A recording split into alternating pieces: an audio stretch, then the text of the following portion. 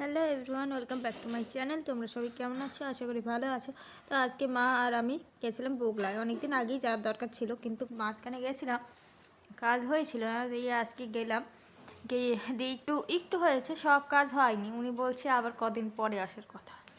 তো আমাদের দেখে মন্টুলাল ঘুমাচ্ছিল, ও আবার উঠে আসলো আমাদের সাথে। দিয়ে এখন বাস পেয়ে গিয়েছিলাম, বাসে করে আসলাম।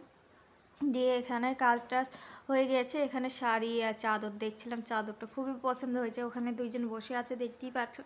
আমরা যেটা পছন্দ করেছি ওনারা বলছে ওইটাই নেবে, আর আমরা আগের থেকেই পছন্দ করেছি, ওনারা কিন্তু আগের থেকেই ছিল।